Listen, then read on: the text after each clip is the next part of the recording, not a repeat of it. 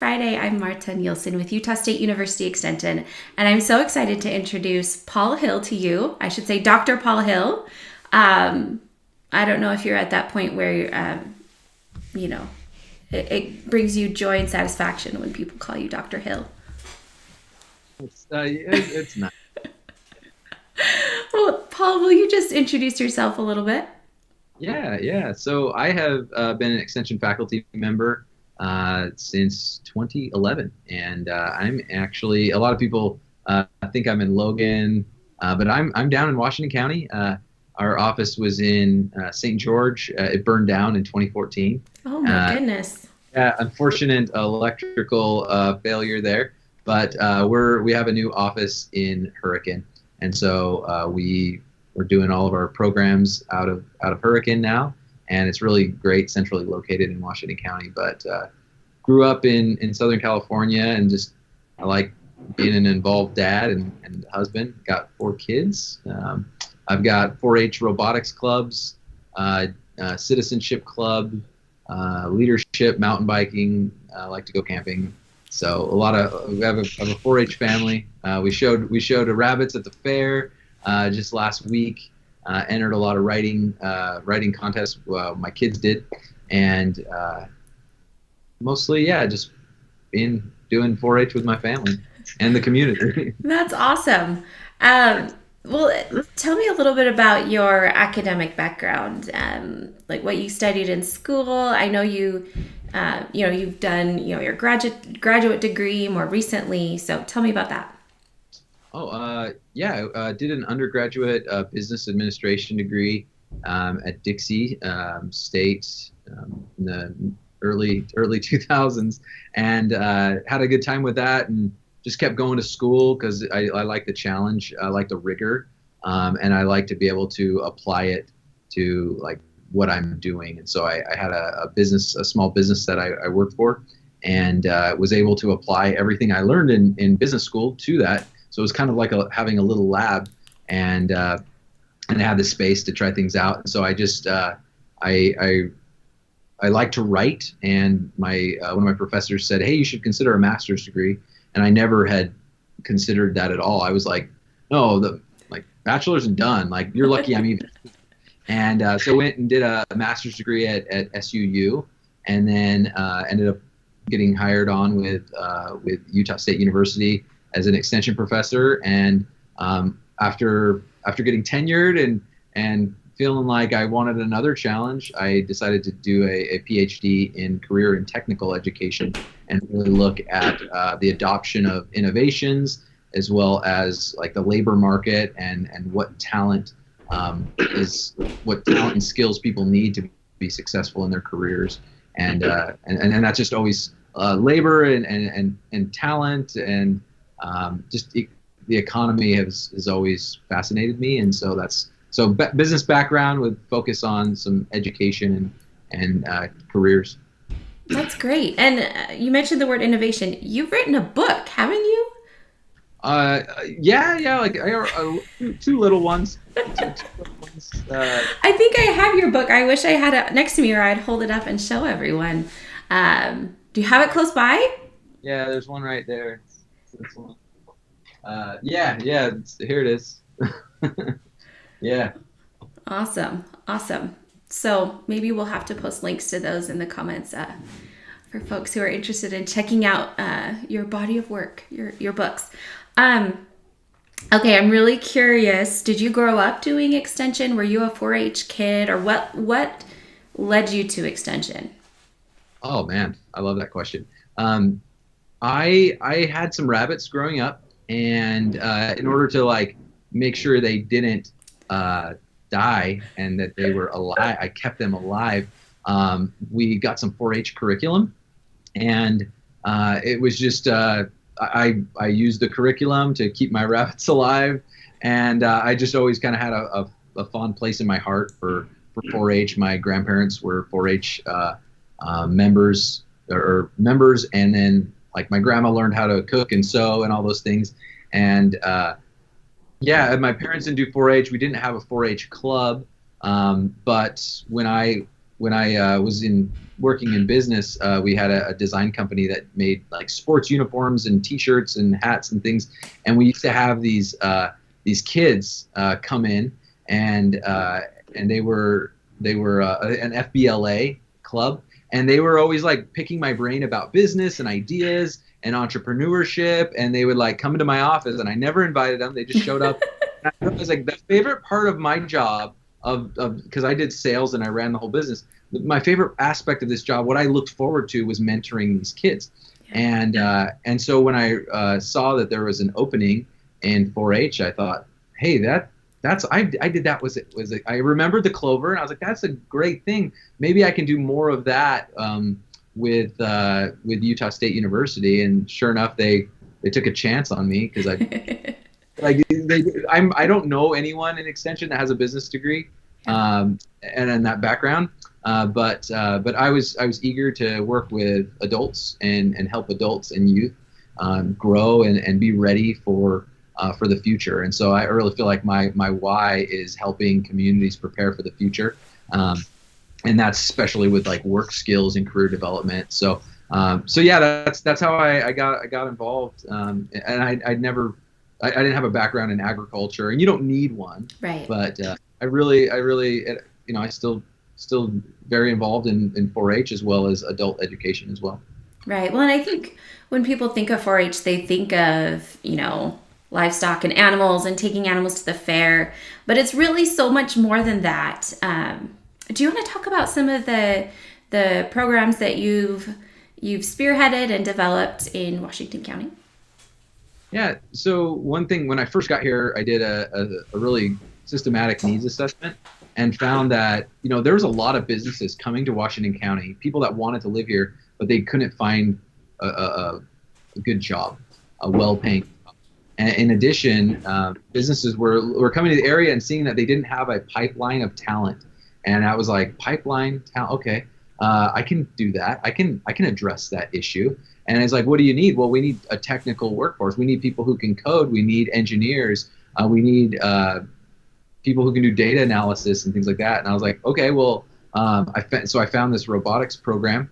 It kind of found me, and we grew it to become this largest robotics program in the state. And so, like, for as small as Washington County was, and it's still growing, but at the time, I mean, we had the largest robotics program per capita in the state of Utah, and still do. I think we have about 500 to 700 kids each year that are doing on a robotics team, doing competitive robotics for about 6-7 months out of the year, as well as computer science. So we started 4-H computer science clubs, we started robotics clubs, and then I realized a lot of these kids who are doing this stuff, they gravitate towards it, maybe because they're not the best at sports. But I like to say that with robotics and computer science, like, those are when you compete and it's fun. Those are sports where every kid can go pro, and it puts them on this career trajectory. And so, and like I tell people, like, Washington County will be an overnight success in 25 years, well, 15 from now on. We're 10 years in.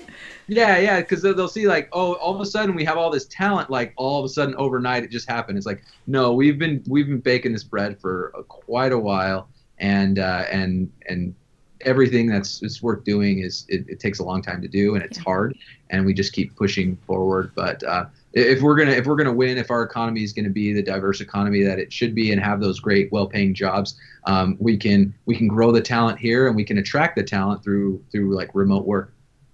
Okay, you said that buzzword, remote work. Let's talk about that.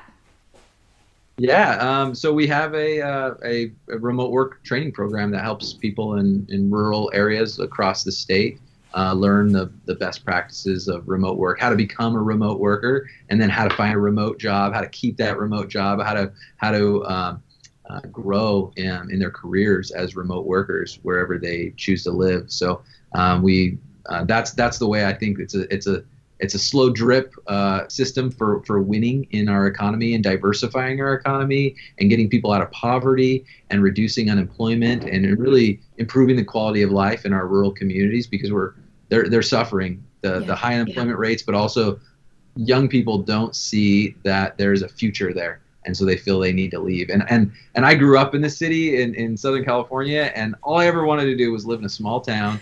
And so I came to Utah and live in Hurricane of all places, and it's grown quite a bit. It's not the small town it used to be, and I miss that. But we're trying to we want to be a vibrant community for our residents, and that's what I want all of our. It saddens me when I see those amazing rural communities that were the backbone of our economy, and that allowed us to get the prosperity that we need out in Carbon County, Emery County, and the mines are shutting down and people don't know what to do. And so we have a solution, and we're trying to change that. But it requires some work. But that's one thing I know about rural Utah and rural communities across the country is that no one's afraid of a little work.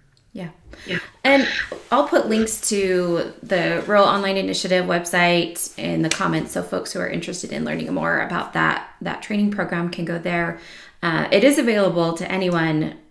There's just folks in rural counties. It's a no-cost program, right? Yeah, I think it's like $20. We run codes all the time, so you can get half off or free. But we don't want cost to ever be a barrier for anyone who wants to work hard, and we'll if you put in the work, we'll find you a job. Yeah, well, and folks in non-rural areas, you can still participate in the program as well. It's just funded through the legislature, right? And grant. So there's funding specifically tied to rural areas, but it is available to anyone who wants to participate. And I'll just put a little plug in. Paul has graciously included me in this project a little bit. So I interview folks who have completed the program, and Paul puts them into a podcast so you can hear success stories. If you're unsure if that program sounds like something you'd want to participate in, you can hear from real people who have been through it and had success. And it's been so rewarding and fun for me to talk to those people. So if you're interested in learning more, I'll put the link in the comments to the podcast as well. I'm glad it because I always hope I appreciate your help, and I always hope everyone's having a good time working with me. So yeah, no, it's been great just hearing from people who love where they live. That's one of my favorite parts. I always ask them to tell me about living in their town, and they live in all different parts of the state. And it's like they get a little sparkle in their eye, which you can't hear that in the podcast, but I'll vouch for it that it happens. These people love where they live. So it's a fun one for sure. Okay, you touched on this a little bit already, but what is your favorite part of your job as an extension professor? Well, it goes back to the land grant mission. And so while I was attracted to extension because I wanted to help young people and adults in learning, and I want to make a difference in the community. And so the land grant mission, which is, if people didn't know this, back in the 1800s, 1862, Abraham Lincoln signed the Morrill Act, which gave money and land to each state to create a land grant college, and those land grant universities, they were funded for the specific purpose of taking knowledge, taking research to the common man. So you don't need to be in a degree program. You don't need to be paying tuition in order to participate in, for instance, our remote work training program, or to be a 4-H member. But we take the research from the university and we take it to our communities. And I like to say, I'm not a classroom professor. I'm a county professor. I'm a research professor. So my classroom is the county. And I look at the needs of the county, and I look at the research that I'm conducting or that other faculty have conducted, and then I create programs, courses, whatever workshops, whatever the intervention is. I prescribe a intervention for a specific community need so we can improve our community. It's a very democratic thing to say, hey, you don't have to pay for this, or this is at cost.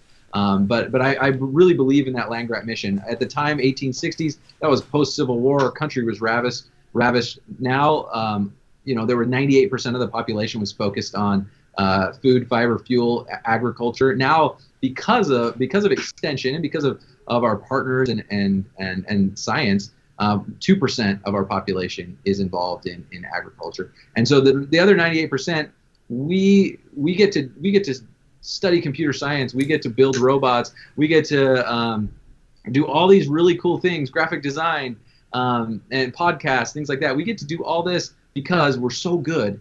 The 2% are so good at growing our food and getting us the things we need. So we're growing more food on less land using less water, and it's because a lot of that is because of the research and the relationships with extension. And so extension professionals, they lead change, and we identify those community needs, and we prescribe these programs which are grounded in theory and research, and we take the knowledge to the people, and then they use that to better themselves, to better their families. And I just think of like, man, if I had this as a kid, man, that would have made a huge difference in my life. I'm glad I found it now, and I'm glad my kids have it.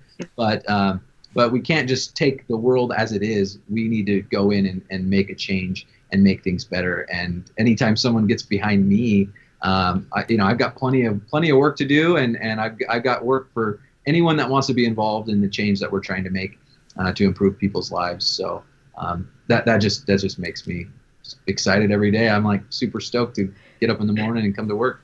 Oh, I love that. I think it's rare for people to find a career that also matches their passion and their interests, and you're lucky. You're one of the lucky few in that sense. Okay, I have a fun question for the end. I see that you have some Star Wars memorabilia behind you. Will you show us some of your favorite things before we finish up? Oh yeah, this is my Star Wars lunchbox. I do use that for lunch. But yeah, have you had that since you were a kid, or is that at a more recent? Yeah, since I was a kid. In fact, this right here is Wicket. And he was one of the Ewoks from the 1983. That's an actual 1983 from Return of the Jedi. This is my Mandalorian helmet.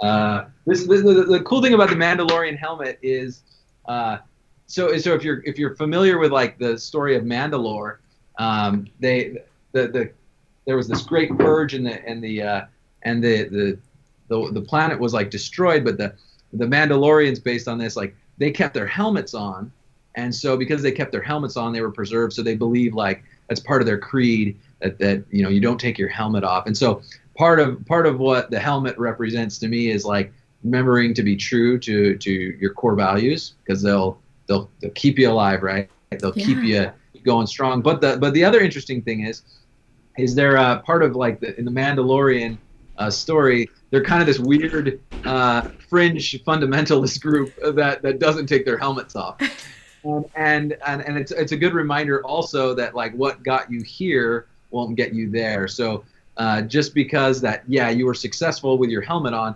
there comes a time where things change and you need to be innovative and you need to stop and think, what if I did the opposite? What if I took my helmet off? How can I be successful going forward? So a lot of Star Wars stuff that just reminds me of being a kid and being creative. And I always keep let's see here. I always keep my Crayola crayons and my Legos. This is like a Lego flower. But I keep these things. I surround myself with like Legos and the toys and the crayons, these things of my youth to remember to not take myself so dang seriously. and have some fun once in a while. I love that. And life lessons from The Mandalorian. I bet, I wasn't expecting to get a history lesson, about land-grant universities and, like a little, what would you call that? I was going to say fable. That's not the right word. I can't think of it. A value tale about The Mandalorian. That was great. Well, Paul, that was excellent. It was so fun to talk with you and learn more about what you have been doing since 2011. That's been a long time. I'm excited to see what the next 15 years bring for Washington County and for those 4-H kids that you've been working with this whole time. Yeah, they're already starting college and jobs, coding and being engineers, and so this is just the beginning. We're already starting to kind of see the fruits, but extension work takes a long time. We plant the seeds, and it takes sometimes years to really realize the impact. But if we rely on the theory and do the innovative work that's scary because it might not work, but if we look at the impacts and we start to gain those small impacts, those things stack, those small wins stack, and as long as we keep we take our helmets off from time to time and be open to change and be innovative, then we're going to see even greater long-term impacts that where you start to see entire communities thriving because of the programs that we do. That's great. Well, thank you so much, and I hope you have a great rest of your Friday and a good weekend. Yeah, you too. See ya. See ya.